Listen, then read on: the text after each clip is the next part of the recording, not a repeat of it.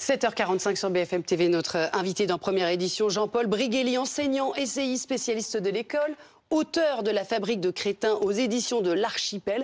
Alors, les résultats du bac français seront publiés à partir du 7 juillet, mais il y a 15 jours, il y avait une réunion pour harmoniser les barèmes en matière de correction pour le bac français. La grammaire et l'orthographe deviennent secondaires. Jean-Paul Briguely, en fait, on accepte tout et n'importe quoi maintenant dans les copies ? Alors, je voudrais d'abord féliciter les candidats qui viennent de battre tous les records en fait de moyenne. Les chiffres sont tombés sur Aix-Marseille hier soir. Ils ont presque 13 de moyenne à l'écrit en français et pas tout à fait 14 à l'oral.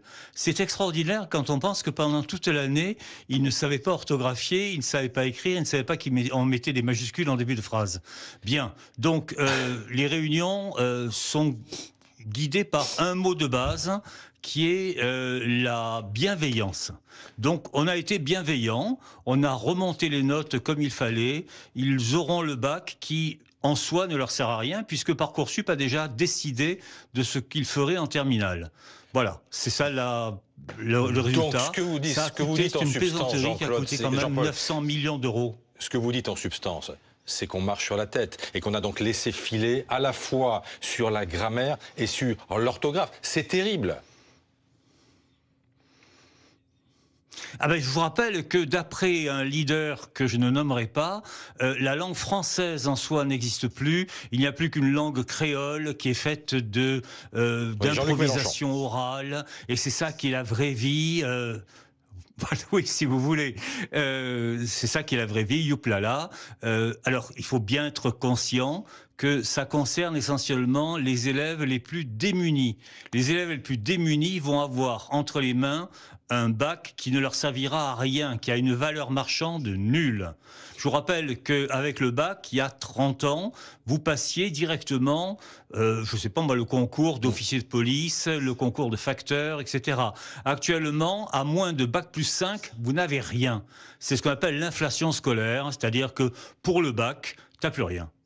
C'est la faute à qui, Jean-Paul Briguely? Est-ce que c'est la faute des élèves qui sont moins bons, moins compétents qu'avant, ou c'est la faute aussi des professeurs à qui on demande justement plus de bienveillance? Il y a un exemple, par exemple, pour le bac français. Ils disent qu'il faut noter que la fin de la lecture à l'oral, parce qu'au début, l'élève, il peut être un petit peu stressé, donc ça sert à rien de le noter sur le début de son texte à l'oral. Il ne faut pas non plus attendre de l'élève des problématiques. C'est la faute à qui, Jean-Paul?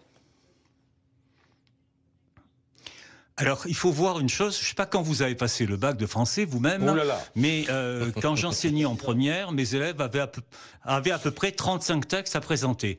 Actuellement, ils en ont 16. Parce que les profs ont dit, au-delà de 16, nous, on n'assure pas la préparation. Il faut bien comprendre une chose, c'est que le cataclysme, l'apocalypse a commencé après la réforme Jospin en 89, ça nous rajeunit pas, et que on en est à la deuxième génération d'enseignants formés sur ces critères-là. C'est-à-dire que les profs eux-mêmes, vous savez, ceux qu'on a du mal à recruter, etc., les profs eux-mêmes sont pas particulièrement bons. Les profs eux-mêmes ignorent tout de la grammaire, tout. Ils n'en ont à peu près jamais fait en fac. Donc, ils risquent pas de l'enseigner à leurs élèves. C'est comme ça que vous avez des élèves qui écrivent « je les plante » avec un S à plante, parce que les plantes vertes, probablement. C'est pas un tableau effectivement très réjouissant que vous décrivez, Jean-Paul Briguely.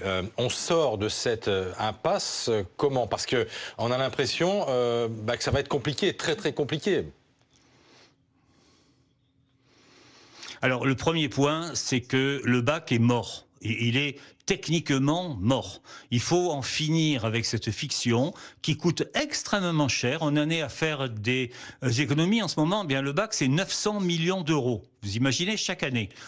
Plus l'épuisement des personnels qui sont pris entre des consignes contradictoires, des exigences sur lesquelles ils doivent s'asseoir, etc.